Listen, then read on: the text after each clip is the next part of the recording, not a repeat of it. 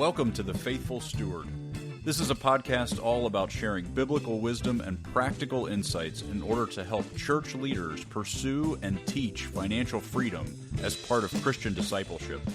We believe this is a spiritual conversation, and this is a place where the church needs to lead the way in order to move our communities forward in how we steward God's resources. I'm your host, James Lenhoff, and I am so passionate about this conversation and helping leaders have the confidence to step into it. We believe that if we help people thrive financially and grow spiritually, it changes everything. And I am so excited to join you on this journey. This podcast is brought to you by Good Sense. If you'd like more information about what we're up to, you can go to our website at goodsensemovement.org. All right, let's get started with today's conversation. Today I want to talk about the costs of generosity. You know, I think we, a lot of times, find ourselves being generous in situations where it doesn't cost us anything. And so we assume that when we get to this place sometime in the future where we have plenty and we know we have plenty and there's more than enough to go around, then we'll be generous. Then we'll have the ability to be generous. And what I want to argue is that that's actually not generosity. That's a sense of kind of overflow and this abundance that we're just kind of giving away because we may not even have a better idea for it than just giving it. And I would also argue we never get there. This idea that someday, somewhere in the future, we'll suddenly have the discipline of generosity because all of our fear and sense of scarcity will magically disappear. I've never seen that happen.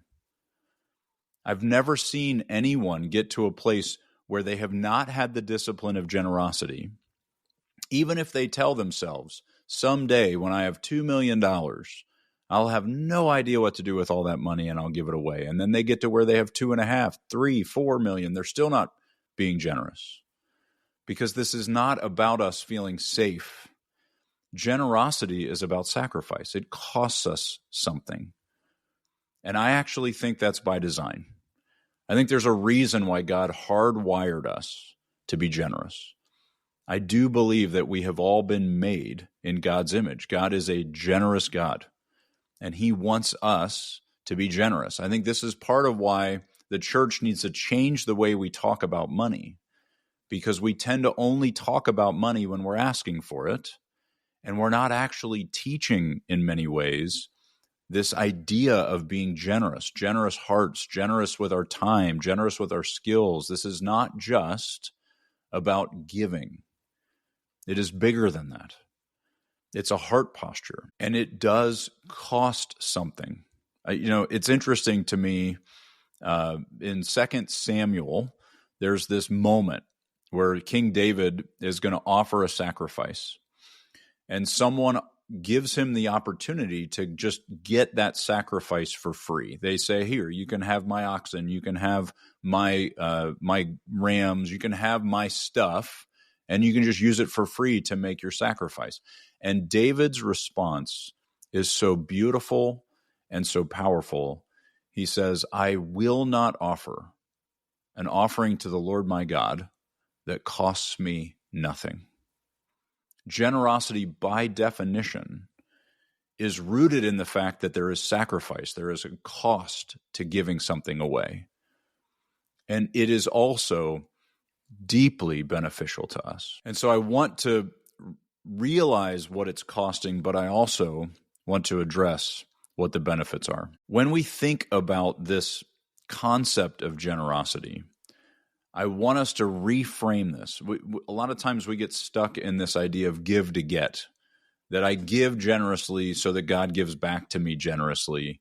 And I don't want us to step into generosity with that assumption. I don't want this to really just be a workaround to get what we want. That if we are generous, then we'll be able to live a life that we really want to live, of lavishness and self-indulgence. We just got to give enough away for God to feel happy with us, and then we'll get plenty. And that is deeply embedded, I think, in a lot of our church culture. the way that God shows us and teaches us how to be generous is very counterintuitive and very countercultural to the world we live in now. And it's embedded starting from a place of stewardship rather than ownership. When we own our resources, we are entitled to them. We get to keep them. We get to decide what we do with them. And so generosity is a last resort. Generosity is this thing we get to do maybe if there's extra. God's kingdom has always been upside down. And what he is drawing us to and calling us to is generosity first. And that's only available to us. He talks about this idea in the Old Testament of firstfruits. He teaches us about the tithe. He talks about giving first over and over and over again. Jesus calls out the widow that is giving from scarcity before her needs are met. There is this recognition in all of God's kingdom that generosity coming first is the model, not giving what's left over after we've had everything we need. And that is what we need to really work on. It is actually costing us potentially some of our comfort. It's costing us some of our self-indulgence. It is causing our limits to be put in place. It's defining ahead of time that we will not go further than this because we already gave the extra away. We started there. And I actually think that is mostly the cost we don't want to bear. If I'm honest, I don't want to give first because it means I will have no choice but to have boundaries. If I give last, then I get to fully indulge in all of what I want. And when I'm done with what I want, if there's extra, then I get to give. That actually doesn't cost me anything. That violates that concept that David was saying in 2 Samuel. I refuse to offer something to the Lord my God that costs me nothing. By definition, the way we traditionally do generosity as the last resort of the extra, we are giving something that costs us nothing because we've already gotten to self-indulge before we even get to what we give away. God has always been calling us to do the opposite. And the thing that I find fascinating is that those costs are so beautifully beneficial to us and to our families. The very fact that if we give first, we are in a position where we have put boundaries, we have drawn lines, we have said we don't have it, so we can't do it, solves so much of the heart condition that Paul warns Timothy about. That it is our love of money. It is the heart condition that we love what money can give us, the status, the power, the pleasure. It's the falling in love with the excess and the ability for us to do whatever we want. Jesus talks about this in his parables, that the guy that builds bigger barns, it's not the fact that he had barns, that wasn't the problem. Having reasonable storehouses is fine. It's this addiction to more. And generosity is what breaks that addiction. Generosity is what solves this heart problem that Jesus has always been pointing to. So many of his parables are talking about this. So many of his conversations with people are rooted in this. Think about the rich young ruler. He says, go give it away. Start by giving and then come follow me. And he won't do it because it costs too much. But what we want to get to, what I would argue we need to start moving our people to, if you're in a leadership position in the church, is that we want them to recognize there is actually no cost that is not worth it because it's all his anyway.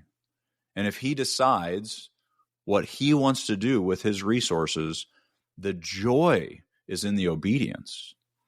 We break the addiction, the love that we have with money when we relinquish our ownership of it. And generosity is what flows naturally out of that. It's not just money. When we recognize that we don't own our time, that we don't own the skills that God gave us, we are to give them away. We're to start with giving. And then we get to draw the lines of what's for us.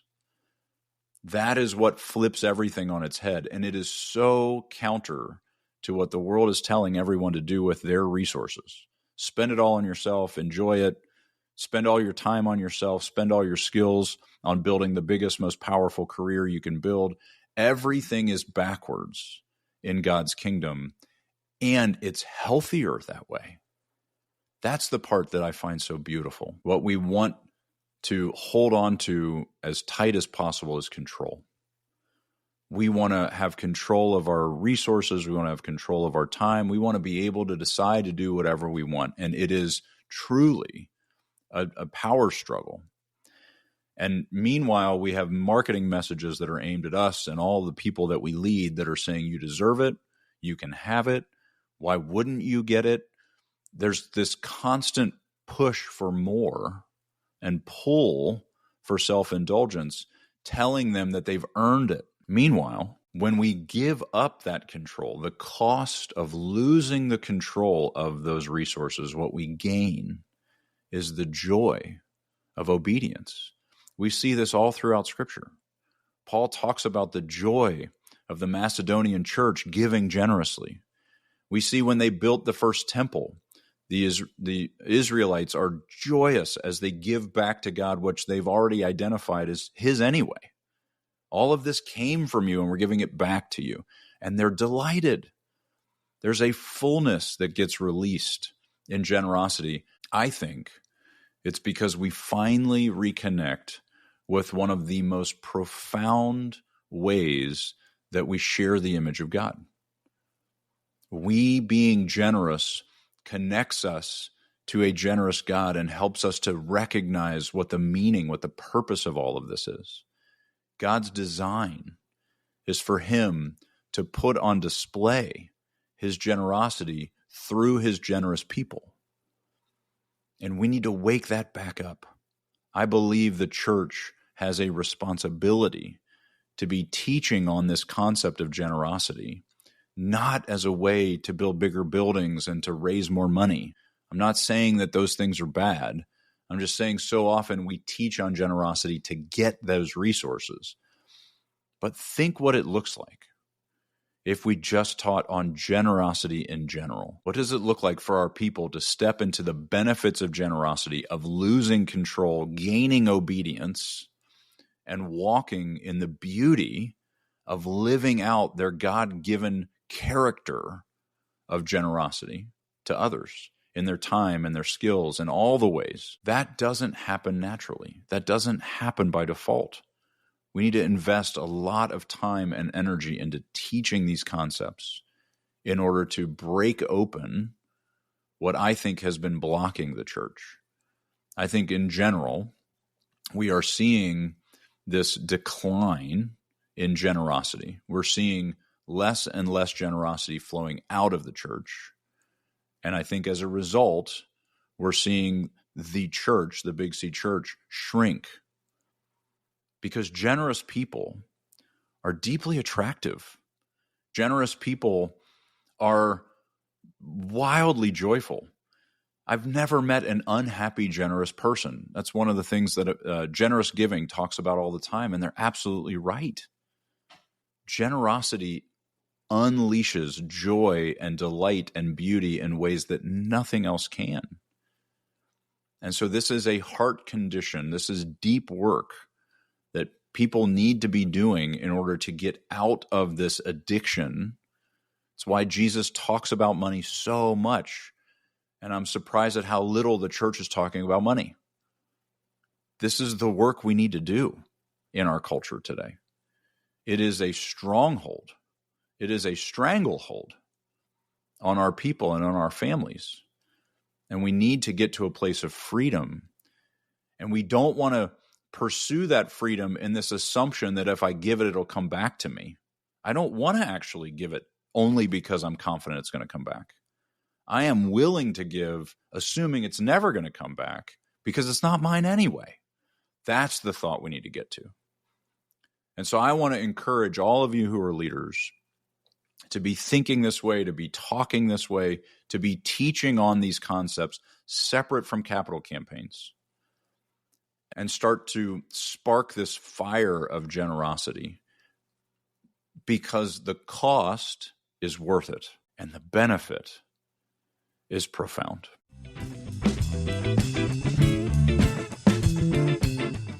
Well, thank you so much for listening to the Faithful Steward podcast. Be sure to check out the show notes for links and other information that we mentioned in today's episode.